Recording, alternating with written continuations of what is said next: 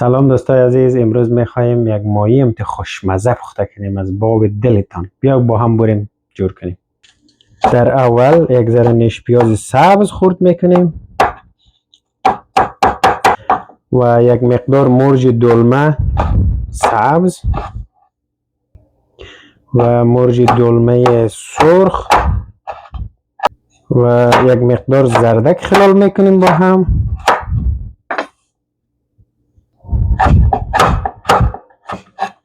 دوستا ما روغن آماده کردیم، موادایی که حالا خورد کرده بودیم داخل روغن میندازیم.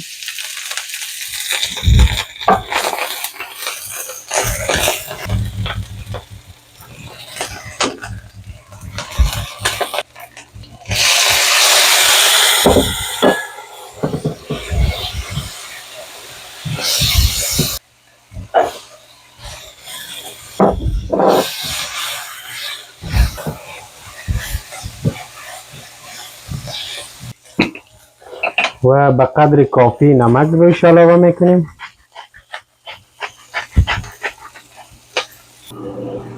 و این مواد ما به اندازه کافی سرخ شده خوب است. حالا رو کنار میگذاریم و میریم به سراغ ماهی.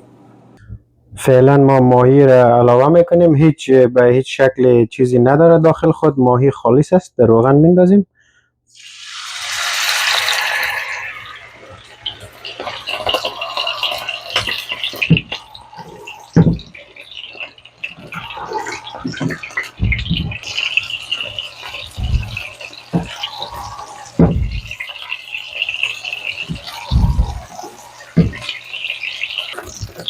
و فعلا دور دیگه شم نچرخانیم که پخته شود.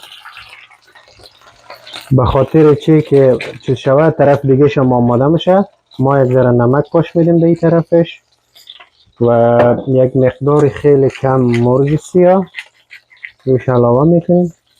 و دوستای عزیز، ماهی بدون ساس خورده نمیشه و یا خوردنش یک ذره چیز است. از اون خاطر ما یک ساس درست کردیم تا ماهی پخته شد. این ساس در برنامه دیگه باز براتون میگم.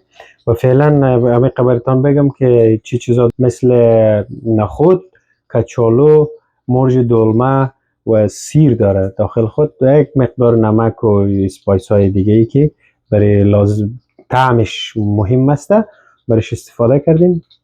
و اینطوری ساس از روی سبزیجات را که سرخ کرده بودیم در روی ظرف پهن میکنیم الان و ماهی را در روی از این استراحت میکنیم به این شکل. فعلا ساس هم در بغلش اینطوری اضافه میکنیم.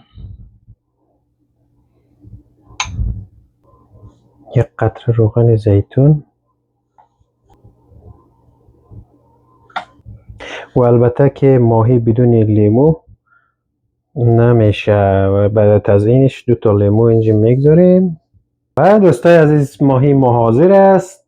لذت ببرین. انشالله که از این رسیپی که براتون گفتم خوشتان بیاید، برای خود درست کنین و لذت ببرین.